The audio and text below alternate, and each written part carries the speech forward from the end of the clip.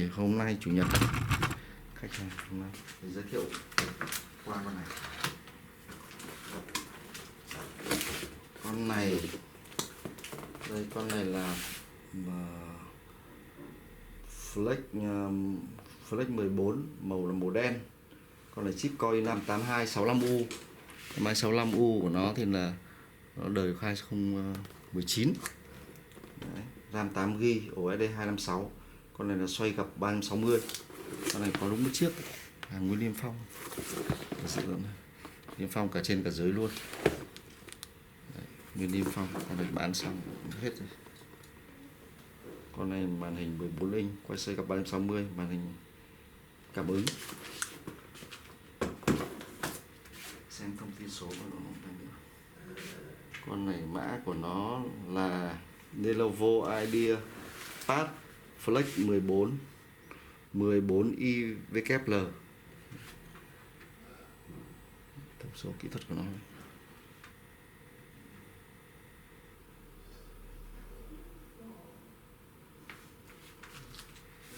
Con này là nó là RAM 8GB, nhưng mà nó cắm một GB ở đây là nó cắm một thanh 4GB là 800, còn một 4GB nó cắm nên mình sau mình có thể nâng cấp lên thành 12GB cũng được, hoặc là 20GB.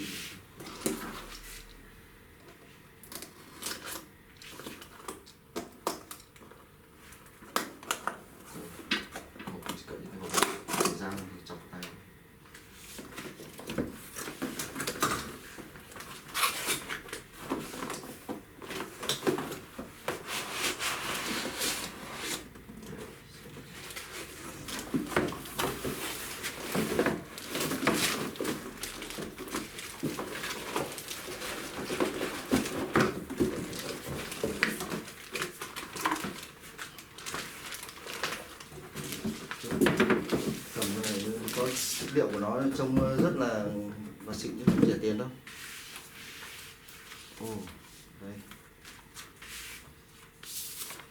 Đây có cái gì đây? Click feeling. Thank you for your purchase. Now let's protect your investment by help you rest is more our bit. Cái này là đăng ký bảo hành. Giấy hướng dẫn đăng ký bảo hành của sang Lenovo bên Mỹ. iPad Flex trông rất là đẳng cấp.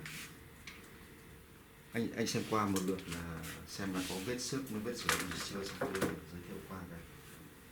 Tôi xem qua lượt qua cái nhìn trông có vết va chạm thì không móc đấy. Con này mới tinh. Trong cái chất liệu này nó bằng kim loại đúng không? Màu lòng súng, màu ghi lòng súng. Trong anh có cái nhìn cũng tương đối chuẩn đấy. Là nó thiết kế trông nó thanh lịch đúng không? Chứ nó không bò tròn trong cái thiết kế rất thanh lịch. Đây, Lenovo đây. Con này có nhận dạng vân tay này. Bàn phím hình chữ U truyền thống, hai cái bản lề. Con này nó có cái có camera, có nút gạt sang để ngắt camera luôn đây. Ai không thích camera ngắt luôn, nó có phím gạt này, tiện cho đỡ phải dán vào. Máy rất là mỏng như con X1 carbon luôn, máy mỏng, rất mỏng. Vỏ chỗ này là một lớp nhung này, sờ hơi êm tay, đấy, chống bám vân. Còn chất liệu của nó cảm giác nó khung hợp kim, khung của nó cái này cảm giác cái chỗ bo này xung quanh này nó là khung hợp kim. Màu lòng súng, con này đầy đủ hết tính năng. Xoay gập 360. Thiết kế trong thanh lịch.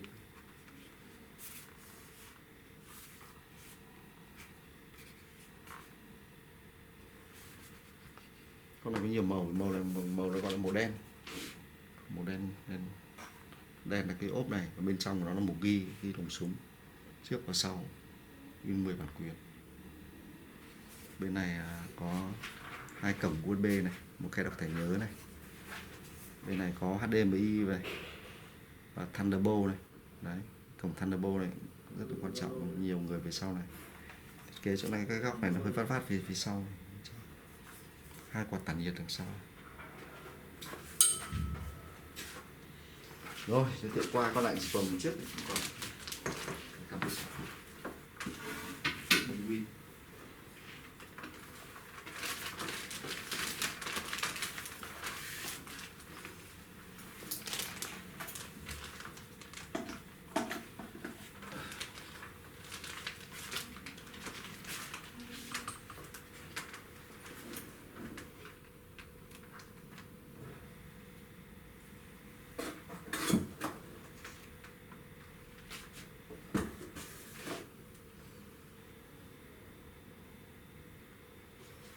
Cho mượn xin màu con khác.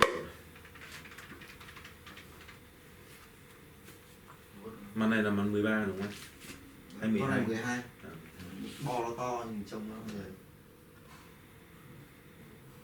Anh muốn xem cái mẫu 13 inch để mang cho con mẫu 13 inch để Tôi em 13 nhỏ quá. 13 nhỏ quá. Chắc là tôi xem thời gian. 14 thì 15 thì lại to.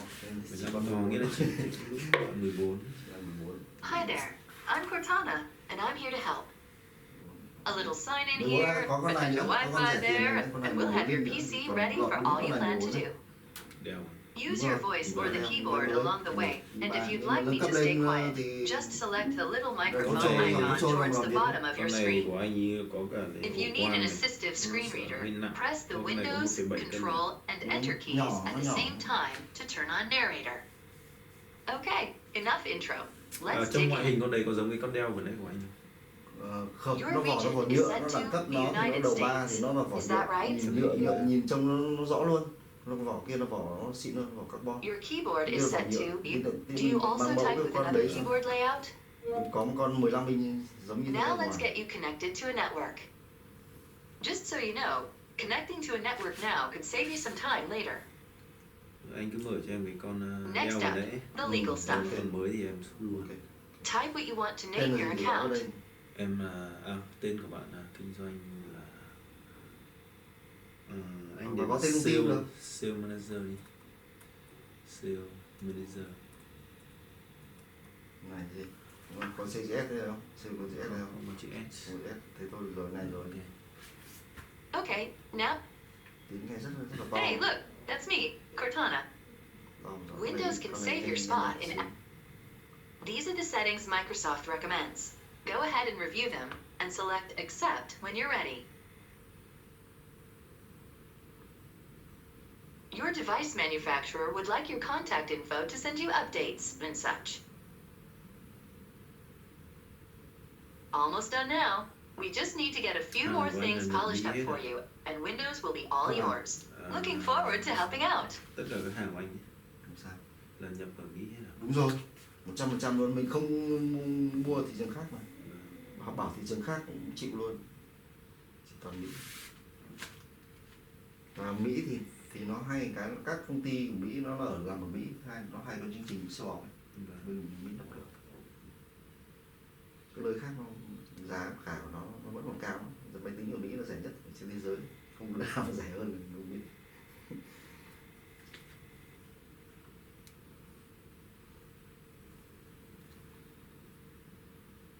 Kinh doanh của Mỹ hay lắm. Đến những dịp cuối năm nó sale off nhiều con, sale off đến 60%, kinh khủng luôn. Nó bán gần như là không biết là có lời lãi gì không, nhưng mà nó bán rất là clearance, tức là loại kho hết. Còn trong kho là nó còn giảm để sau nó bán sạch. Thực ra là những cái con tồn kho ấy của nó thì nó cũng không còn nhiều. Lãi của nó là những cái đợt trước này. Tiếc như kể ra con 15 inch này với 15/6 cũng hợp lý. Con màu trắng. Con này chỉ là HD cộng. Con này có cái con i5 thì Full HD, còn con i7 thì là HD cộng. Đây, trông rất là đẹp, ấn tượng cái màu sắc nó đẹp. Ấn tượng cái hình cái wallpaper này của nó quá đẹp. Nền này của nó đẹp quá. Con này chắc là đặt quyền, cái này là sơn, xong là bung lên, sơn các loại màu. Rồi thế chỉ giới thiệu thế thôi. Máy rất là mỏng, rất là đẹp.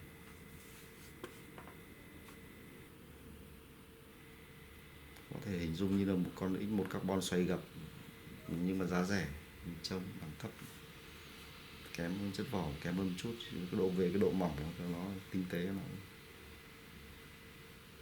một ngang X1 carbon luôn. Rồi, xin cảm ơn giới thiệu thế thôi, con này hết rồi, không còn.